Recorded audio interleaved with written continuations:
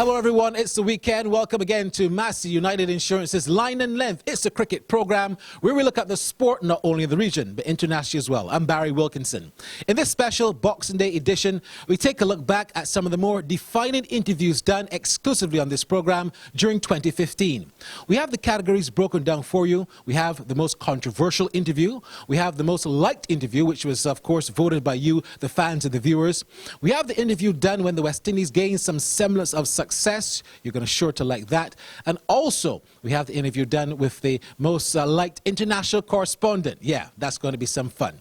So stay tuned. In the next half an hour, we go back up in 2015 and look back at some editions of Massey United Insurance's Line and Length.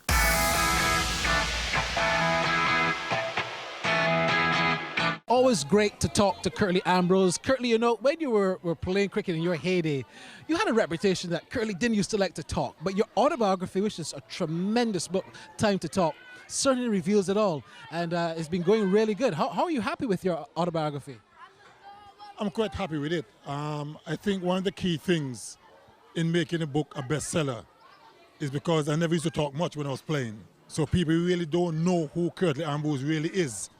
So I think that the book, it makes interesting reading. People get an insight of who Curtly Ambrose really is. So I think that is going to make a difference. And I think it's a bestseller.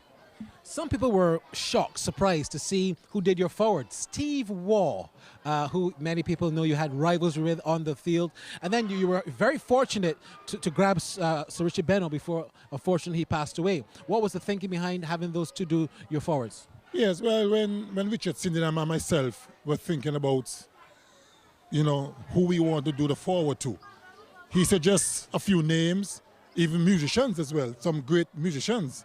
But I didn't want to go the music way because people know me as a cricketer and I wanted to keep it cricket related. So Richard Beno was the first man who came to mind. I mean, a legendary Australian cricketer, captain, commentator, and I have a huge amount of respect for him.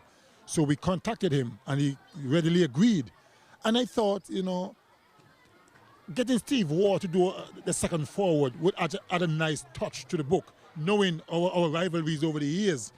And we contacted him and he agreed, you know, and exactly what is written in the book is what he wrote. I didn't alter it, I didn't change a thing. And I thought I was quite happy for him to do it.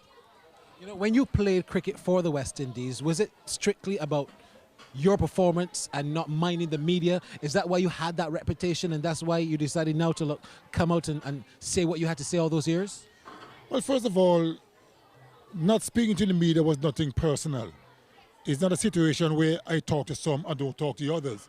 I just prefer to let the ball do the talking for me and let reporters and commentators and whomever write what they see on the field. I'm not those guys who like to be in front of the camera, yapping away about my achievements and all that. I prefer to do my job and go somewhere quietly and relax. So, hence the title, Curtly Speaks to No One. I will say again, I've never said that. It's just something that was planted on me, really. But I just prefer that the ball do talking for me. And now that the book is out, like I said before, I think people will get to understand who Curtly Ambrose really is. I didn't want to talk to Curtly when this book was launched because I told him one thing. Let me read this book first, get a real sense for it, and then I'll do the interview. I can tell you, A Time to Talk is certainly one you must get. It was great talking with Curtly Ambrose. Sir Curtly, forgive me.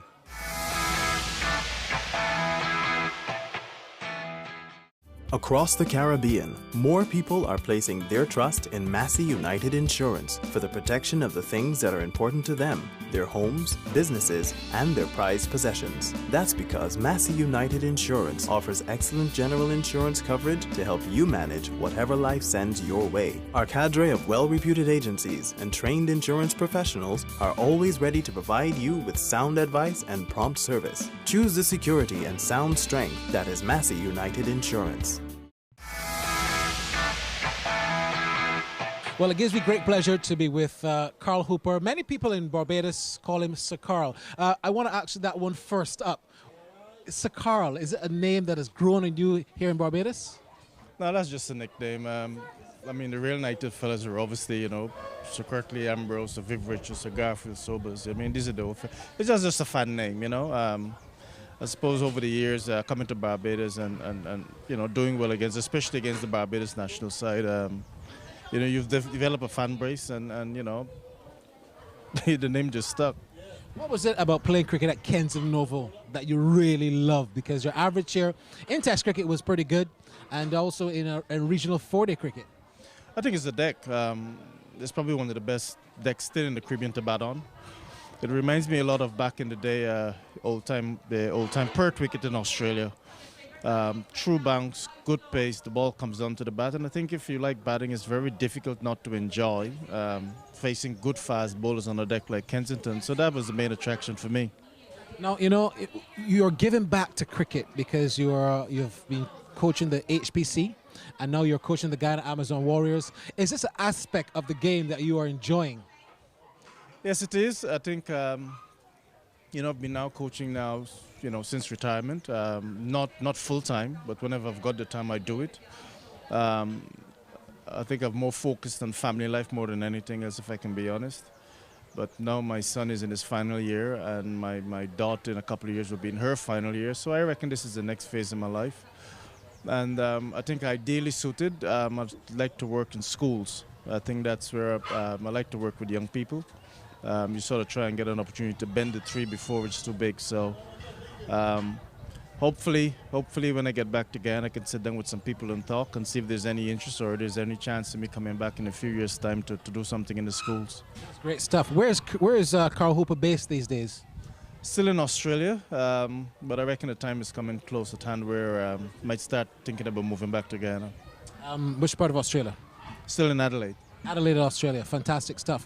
And one last question. You know, when you played, you know, your talent, your ability was for everyone there to see. But many people feel that you didn't live up fully to that talent ability in your earlier years. Do you share that view too? Well, I don't know. I suppose yes and no. And, you know, at the end of the day, you know, I mean, people will see what they see. You know, if you've heard it, you've been blessed with natural talent. I don't know what that is. I think, you know, the more and more I begin to understand the aspects of coaching and working with the young people and seeing them try and push the barriers to develop, you know, I came through in a year where never had a coach, played school cricket in the schoolyard, in schools, anywhere I can hit a ball. So, you know, I put in a lot of hard work. So a lot of people tend to see the end product, and what they see is somebody that was naturally talented, but didn't get there without any hard work. As the comment on the record, yes, could have done things better maybe. You know, certainly as a coach, from the coaching aspects, I understand in a lot of ways where maybe my preparation could have been better, where it might have erred in a lot of ways. For instance, when I was young, I used to hit a lot of balls. As I got older and started to bowl more, you know, in different formats of the game, I paid less attention to my bat. And I'll have a bat, but it wouldn't be like when you know, during youth cricket, during school cricket. I mean, I just wanted to bat. Playing for West Indies, it is more or less, you know, you try to have a bat, but then you come over to try and have a bowl, you know. So if I had a chance to replay it, maybe just pay a little bit more attention and technical attention to your batting. All right, look. I can talk to this gentleman for hours upon end, but he's got to get ready because the Guyana Amazon Warriors are certainly in town and getting ready for the Hero CPL. We've been talking with Carl Hooper, but first you're watching Massey United Insurance's Line and Length.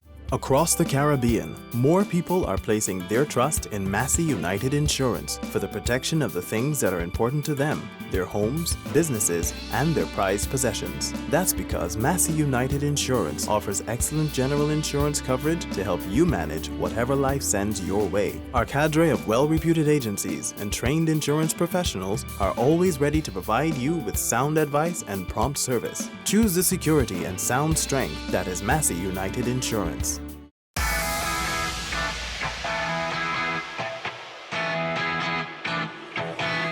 Darren Bravo having a great return to form. First of all, Darren, how do you feel about the victory for the West Indies? Yeah, it's a great feeling indeed. Obviously, we played a tremendous test series against the English. We knew they're going to be. We knew they were going to be a very tough opposition, and I know I just want to say congratulations to the entire West Indies team. In the last match, you were beginning to show signs that you were getting back there. You made 69, but then you got out. How have you been going into the nets and working on your game? Because everyone knows that Darren Bravo is accustomed to playing long innings. Yeah, I think I did. I worked on my game in the nets here in Barbados. Obviously, I didn't bat well in the first innings. I knew, I had to put my hand up in this match, and I just want to thank everyone who sent me, important messages, to back myself, stay confident, and I just went out there and backed myself today. I must say, well played to Blackwood as well. He had a tremendous series as well. So it's great to know that we are playing competitive Test cricket once more, and hopefully we can move on from strength to strength.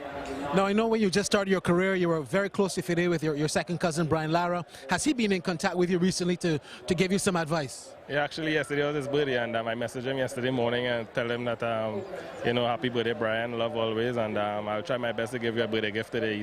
He replied and said that will be nice. He's waiting on it, so I wasn't able to do that in the first innings, but in the second innings I tried my best, so I just want to dedicate this innings to him.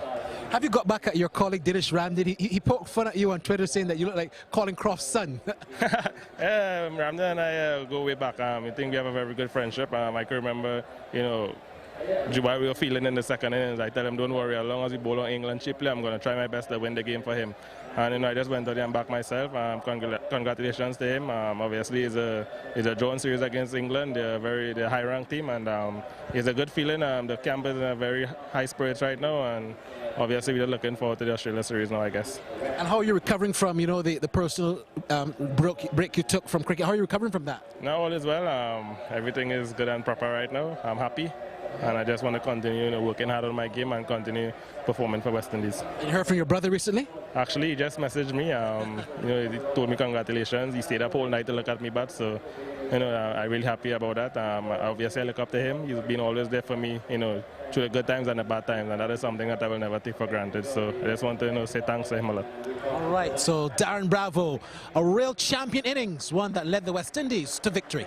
Jermaine Blackwood, obvious man of the match. Jermaine, first of all, in the last match, I was critical of you. I said you didn't show that restraint. Total contrast this game. Tell me about how you feel about the performance. Well, I feel very good in myself. I went there and see Bravo.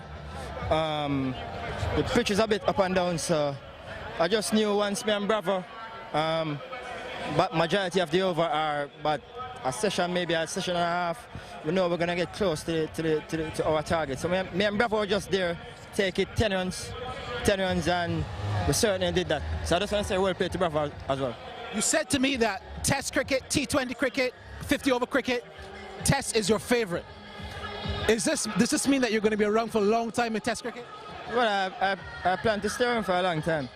I really enjoy playing Test cricket because it's a lot of pressure, and I love playing down under pressure. So I'm a big lover of Test cricket.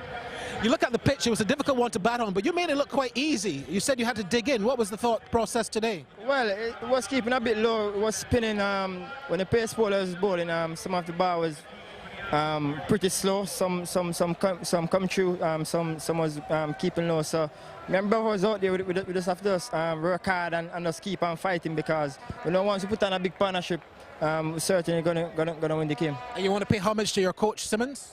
Yeah. I just want to say thanks to Simmons. He worked with me a lot in the nets, and I also want to say thanks to Coley and Stewart. They work with me very, very hard in the nets when I'm trying to find out my weak areas and trying to bat as long as possible in the nets. Can't forget Russell and Chris. Well, certainly they are my two role models, man. I really look up to them. So I want to say shout out to them both. So I'm with Dinesh Ramdin, the winning West Indies captain. Dinesh, congratulations. You must feel very proud about this.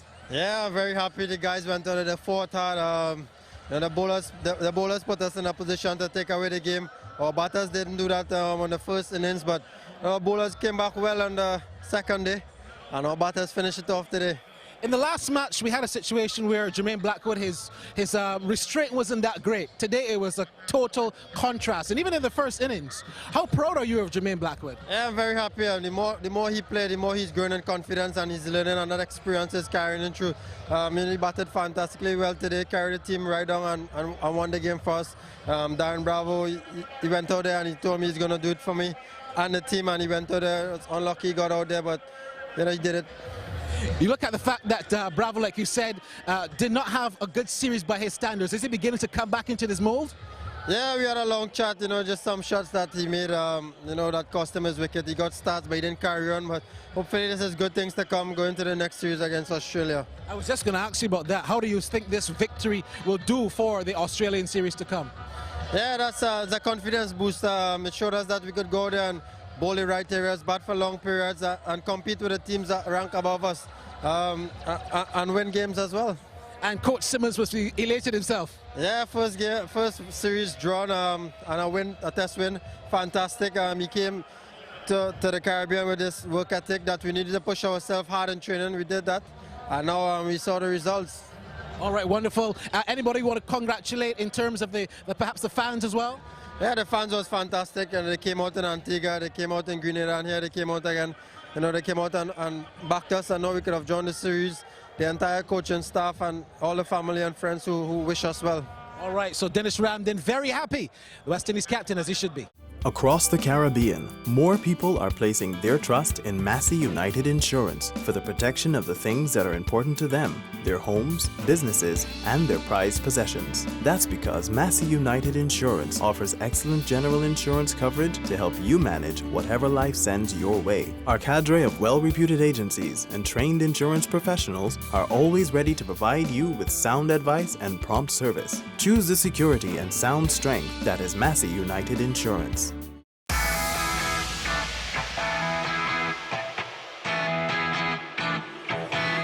Well, it's a great pleasure to be with Danny Morrison as we continue to talk about the Ashes, ongoing, of course, in England. First of all, Danny, midway during the Ashes, we've got a couple of days now before the third test at Edgbaston. Does the current position 1-1 surprise you at this stage? Not really. I think Australia playing in England is always going to be tougher than the Aussies when they're playing at home. Vastly different conditions. And I think also the surface there in Cardiff suited England a lot slower, and it blunted certainly Johnson and Stark and Hazelwood. So when I look at that, England, you know, they can often do that, get off to quite a good start, or sometimes they get off to a slow start. But what I assess from that is I think the Aussies looked a little bit rusty in terms of coming out of playing a couple of county warm-up games, and then you go and play on a surface like that. That's quite different to at home, playing at home in those sort of conditions. They were in the Caribbean before that. Maybe some of them a little jaded. Stark struggled a little bit early on, and Johnson had the radar off a bit. So it takes a bit sometimes to get going into an Ashes series. And of course, there's 5 tests, and they looked a bit rusted and they looked a little bit out of sorts, the Aussies at Cardiff, and then they bounced back beautifully. Now, you know, it's 10-year anniversary since that legendary series when the Australia-England played 2-1 with England won. But in the first test, Australia had won, and then England came back and bounced back beautifully. I don't want to predict what's going to happen, but you look at a 5-test series, you look at how England must feel now, Johnny Bairstow coming in for Gary Ballance. Are they the ones now who are under the pressure like what Australia were in 2005? Barry W., I tell you what, I'd love a 2-all series. That's what I sort of wanted, and I just think you get to see drama always with an Ashes series. How it unfolds, weather plays a part, we know that in the UK. So they are under the pump because they performed so poorly after such a good result at Cardiff, the home side England. So, yeah, they've got a lot of work to do. They've changed a bit of personnel, and rightly so at Bairstow, something had to give a bit. And I listened to Atherton and some of the commentary from himself, Athers and Nasser Hussain, just in terms of technique, the way Balance, you know, so far back in the crease. In fact, his front foot's almost just on the popping crease, trying to play something of a front foot drive. So, yeah, look, you know, that technique can work. But when it's not working, I think it gets under the microscope, as it were, and guys will start saying, well, is this working for you? And maybe do you need to change some of your technique with your footwork rather than your hands and your batting, but certainly with your feet. So, look, I think they are under the pump because they got run over so badly at the home of cricket. Now, I asked Damien Marding about Joe Root. We were looking at talented young cricketers, but they don't come better than Steve Smith. How are you making out the kind of cricketer that Steve Smith is building a name for himself? Wonderful transformation when he was seen as the next Shane Warne in terms of going on about his wrist spin first, and then his batting was second. So the string to the bow was totally reversed right round. So, look, a stunning batter, no doubt about it. Fast hands, quite a fidgety technique, and he moves around quite differently in the crease than, you know, perhaps some other smoother textbook guys would like. I think he's, and clearly is, a heck of a talent. And I think there's still great stuff to come. He's obviously been earmarked as the next captain after Clark. He is one heck of a talent and played in all forms of the game, whether it's Test cricket, 50 or T20.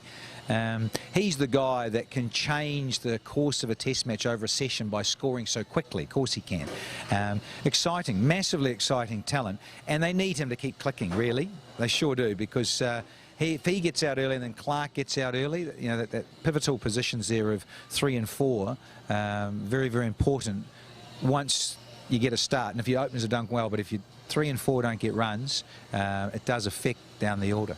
Now, Danny, finally, you know, you've been doing such a great job as a cricket commentator, a legendary T20 specialist. Is Danny Morrison enjoying cricket commentary more than he enjoyed when he was a fast bowler for the Kiwis? You often get asked that. I think really playing days are so different. You know, you're physically younger, you're out there tearing around. You had hair then, now it's beautiful. We go to the same barber. Quite like this barber, though. Me too. It's real easy. Yeah, good to... She's gone. So, yeah, I just think playing days, they're so vastly different. And I really enjoy, of course I enjoy now, and I think for a lot of us that are quite excitable in terms of character, extroverted, but cheeky, it works. And so this revolution of T20 that's probably really exploded since the inaugural World T20 in South Africa in late 2007, and then of course IPL kicking in, Big Bash, now CPL. You know, everyone's got their tournaments, but you've probably got the 3 big ones that stand out, of course IPL, CPL and the Big Bash. Very, very exciting time for this shortened form of the game to have its place, no doubt about it. Obviously it covers the masses, and I just like the excitement of being here because this is so unique. IPL has its own special thing. Definitely IPL is, you know, it's the biggie. Most numbers, bigger economy, all that sort of thing. But really when I look at the uniqueness of the Caribbean, steel pans, the music, the pageantry, the carnival outfits, the characters in the crowd, Jumbo throwing nuts, you know, it's got all that about it. Very, very different and special. So clearly we love coming here as the biggest party in sport on earth. Indeed it is. Great to catch up with Danny Morrison, and we'll be back on Massey United Insurance's Line and Length. Across the Caribbean, more people are placing their trust in Massey United Insurance for the protection of the things that are important to them, their homes, businesses, and their prized possessions. That's because Massey United Insurance offers excellent general insurance coverage to help you manage whatever life sends your way. Our cadre of well-reputed agencies and trained insurance professionals are always ready to provide you with sound advice and prompt service. Choose the security and sound strength that is Massey United Insurance.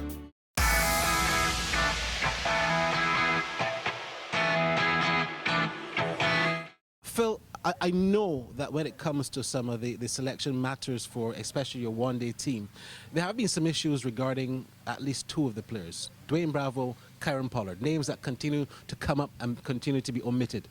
What is your real feeling about those 2 being continually left out? Disappointed from about the process and the way it's been done. Disappointed about when it comes to the ODI team and those 2 in particular, the outside interference and the outside influences about their selection is disappointing to know that we are not selecting the ODI team and not selecting the best ODI team that we can select in the Caribbean to go and play cricket outside. And I think from that point of view, it's disappointing. Disappointing to know that people from outside are influencing or interfering in selection from the selection of the ODI team. When you say people from the outside, you want to elaborate on exactly who from the outside seems to be interfering in this selection? Because the chairman of the selectors, Clive Lloyd, was here yesterday. Mr. Lloyd has put his case forward as to why they should be included. He's given all his reasons why they should be back in the squad. The captain, Jason Holder, gave all his reasons why they should be back in the squad and why he will happily welcome them back. And I also gave the reasons why they should be in the squad. But unfortunately, Jason doesn't have a vote, so the vote was 3-2 from the other selectors. So it's and with the voting, it comes It's not as straightforward as it should be. It's not total professional cricketing reasons why they were left out. So it just disappoints me that that is the state of the cricket, and that's the state of treating some of our players. With them out, the one-day team, you're from what you're saying, is not balanced in the correct position or not as strengthened as it should be. How do you then feel about playing against Sri Lanka with the current team that you have been given? Well, the thing about it, we've got to go there and play against Sri Lanka and play the best that we can and try to win the 3-match series. It is a case where you always try and win whatever you go and play, and that's how I live. You try and win the series, and that's what we're going to go there to do. In terms of overall, you're still pretty new into this job. First series against England, then against Australia. Drew one, lost the other. Are you enjoying your tenure so far? Has it been what Phil Simmons has expected? Some things have. The players have been awesome. They've been brilliant in working and pushing themselves to try and get to the standards that I'm pushing them to get to. I think it's a case that after a while we're going to get to where I want them to be. So it's good. Some of the things outside of that have not been as much as I expected, but we'll get there at some point. But the players have been awesome.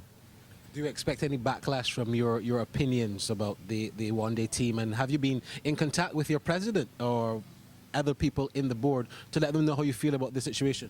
I've spoken to the chairman, selectors, the captain. We've spoke about it.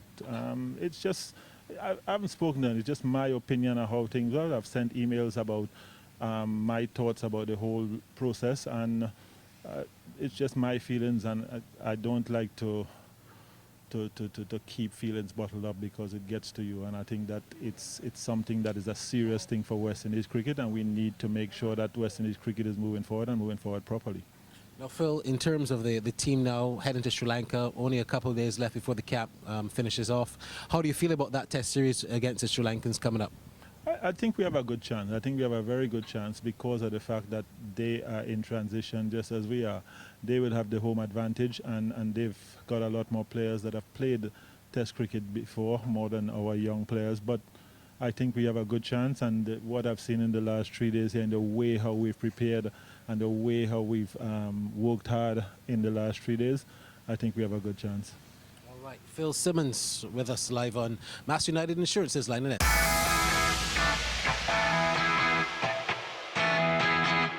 So that's it for our show. Continue to send us your emails to cricket@lineandlength.net. Our Twitter handle is @linelength. We'll be back with a fresh new program in 2016. On behalf of all of the crew and our sponsor, Mass United Insurance, I'm Barry Wilkinson saying goodbye, God bless, and all the best in 2016.